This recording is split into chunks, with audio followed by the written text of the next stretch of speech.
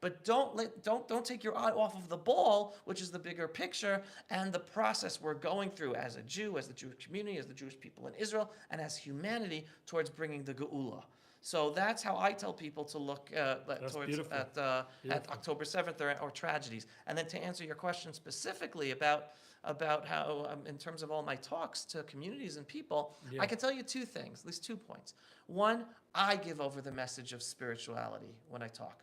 When I explain to people, and again, I'm going to communities all over the place, explain to them what's going on in the war. Again, I'm serving in this war. I'm in IDF reserve duty every few months. I'm supposed to go back next month if it happens or not. We'll see.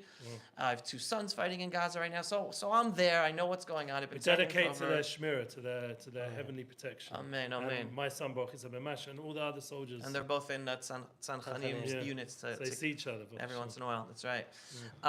So I explain to people there's the physical war, but beyond the physical war is the spiritual war. And again, this is one of the reasons I tell, and if you're watching and you live abroad, you're not yet living in Israel. You've not yet been blessed to make that decision to come home. I tell them, in Israel, we're experiencing the spiritual process in a much more stronger way than Jews around the world. Yes, there are Jews strengthening their Jewish connection more, their Jewish identity, connecting to Israel, but on a daily level, the spiritual process we as a Jewish people are experiencing here, and I tell people, do not listen to the headline news, not even the Jewish headline news, because on the ground, if you're on the ground, whether you're in Jerusalem or Tel Aviv or Haifa, you see unity of the Jewish people. You see ultra-Orthodox, you see secular, you see national religious. We go shopping together, we're in hospitals together, we work together, we're in cars together, we're serving the army together. Don't listen to the horrific headline news about protests and the divided people.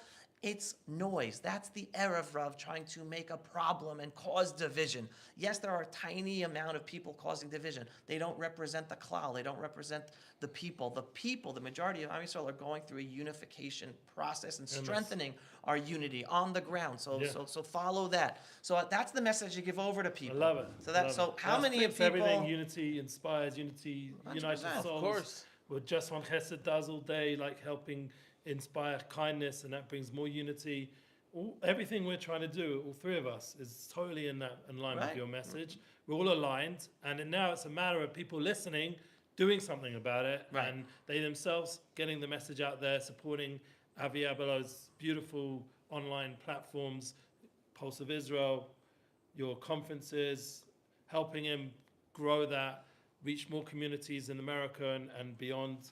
And but before we wrap up the wait, let me give point number 2. I just want to finish answering the question, because point number 1 was that's the message I give across. How many people are internalizing that and really internalizing that, who hear me from all these talks? I don't know, but I hope some people are internalizing that. Point number 2 is I do have many people who contact me who say, because they listen to my programming, they are more connected to wanting to come back home and live in Israel, which that's the biggest manifestation of internalizing the spiritual process that they understand they are going through or should be going through as a Jew today. So those are the two points in terms of data points I have to know about the process that people might be going through.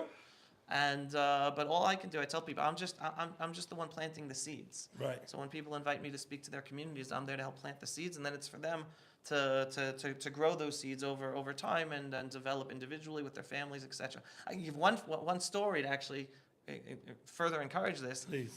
I was on the street doing one of my Pulse of Israel videos, and this woman stops while watching me, and I stopped videoing me in a second. I'm like, can I help you? Everything okay? I had no clue what her story was.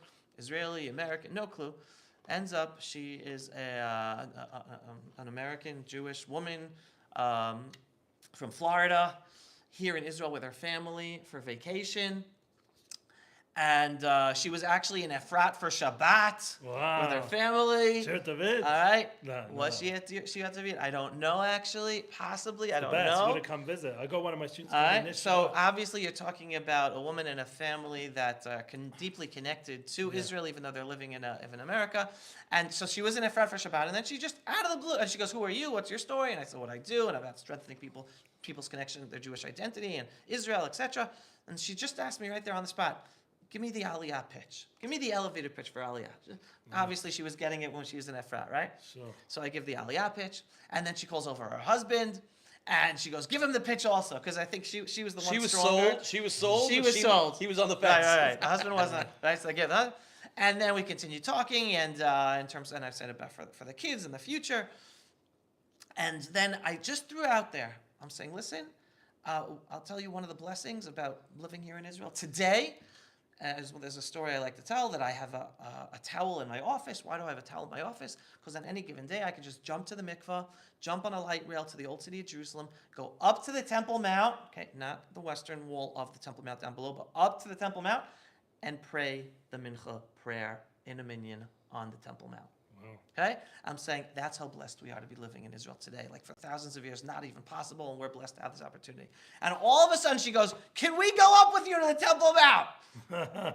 I'm like, sure. How long are you here? I thought she mentioned she was only in Israel for like another day or whatever. So I'm like, all right, so we'll go tomorrow. The next day, I went with her family, her boys, her husband to the mikveh. And we went up to the Temple Mount, kehalacha, according to Jewish law, with her as well. Wow. Obviously, she also went to the mikveh following Jewish law. Wow. And from what I understand, again, she was here with her kids for another 2-3 weeks, enjoying the land of Israel with her kids to experience living in Israel and connecting what it feels like to be a Jew in Israel. They're making Aliyah. Wow. Husband's on board. They've decided they're making Aliyah. Welcome up by him. Welcome. All right. Now, I'm not taking any credit. A lot of people were involved, and obviously the mother was on her own personal journey and working with her husband to get there. But that's a process. She with her husband and with her kids went through a process. They actively went through a process. If you're Jewish and not yet living in Israel yet, and not yet thinking of Aliyah, of coming home, or you're thinking about it but not doing anything about it, be inspired by this mother. It's something you do. It's an active process. She worked with her husband. She worked with her children. She actually had her children be excited. I mean, I met them at the beginning, and they weren't so excited about Israel. And then I was following her on Facebook. Her kids were loving Israel. And they're sensing, and she was posting, like, they understand living here is living Jewish. It's not just living a Jew, and I'm sorry, all you Americans or anyone in the diaspora, but yes, you're all second-class citizens. You might not think of it, you're second-class citizens, and the growing anti-Semitism today is reminding you, and again, if you're religious, though you don't think of it as much, but definitely the less religious Jews, they're reminding Jews today that you're Jews first, and Americans, or British, or French, or German, or Canadian second.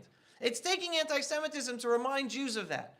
You're Jews. You're not American. You're not French. You're not British. Most of your grandparents weren't American or French or British. They were Polish or Litvish or Russian or Ukrainian. Their grandparents or great-grandparents were from different countries because African. we are, or African or Middle Eastern. We're Jews. We're Jews. You happen to have American citizenship right now. But the fact that you, and again, I'm not coming this as blaming. I'm trying to help you get into your own heads.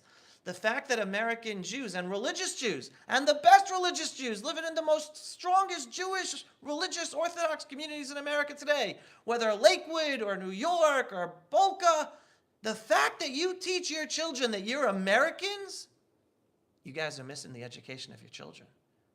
You're Jews, and you just happen to be living in a generation to be blessed to live in a country that's been good to Jews, and hence you guys right now are American citizens. But you're Jews. I promise you, your grandchildren are probably not going to be American. They're going to be Israeli. This reminds me of that story. Or better, you heard him. Between you are Jews, right? Jews in the Jewish state of who Israel. come from Judea and Samaria, by the way. A little bit. Right? That's where Jews come. But what you just said, it reminds me of the story of Golda Meir and Henry Kissinger, right? The which story? Golda Meir and Henry Kissinger.